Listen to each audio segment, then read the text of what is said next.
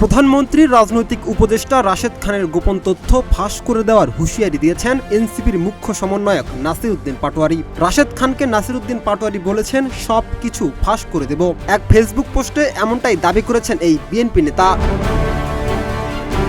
সামাজিক যোগাযোগ মাধ্যমে দেওয়া ওই পোস্টে রাশেদ খান দাবি করেন, গতকাল বিকেলে নাসির উদ্দিন পাটোয়ারি তাকে ফোন করে অনুরোধ করেন তিনি যেন আর তার বিরুদ্ধে বক্তব্য না দেন। বিনিময়ে নাসির উদ্দিনও তার বিরুদ্ধে কিছু বলবেন না। রাশেদ খানের ভাষ্য অনুযায়ী তিনি নাসির উদ্দিনকে বলেন, প্রধানমন্ত্রী ও তার পরিবারের সদস্য ও মন্ত্রীদের নিয়ে মন্তব্য করা বন্ধ করলে বিষয়টি বিবেচনা করবেন।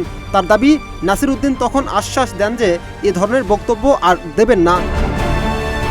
দেশ জুড়ে যে কোনো কেনাকাটায় 10,000 টাকার বেশি অফার, তাই পেমেন্ট মানেই বিকাশ। তবে রাশেদ খান আরও দাবি করেন, একই রাতে নাসির উদ্দিন আবার ফোন করে তার বিরুদ্ধে বিভিন্ন তথ্য প্রকাশের হুমকি দেন এবং অর্থ লেনদেন ও সম্পদ সংক্রান্ত একাধিক অভিযোগ তোলেন। এসব অভিযোগ অস্বীকার করে রাশেদ খান বলেন, তিনি কখনো নাহিদ আসিফের কাছ থেকে অর্থ নেননি এবং তার নামে কোনো ফ্ল্যাটও নেই। তিনি নাসির উদ্দিনকে তার কাছে থাকা সব তথ্য প্রকাশ করার আহ্বান জানান।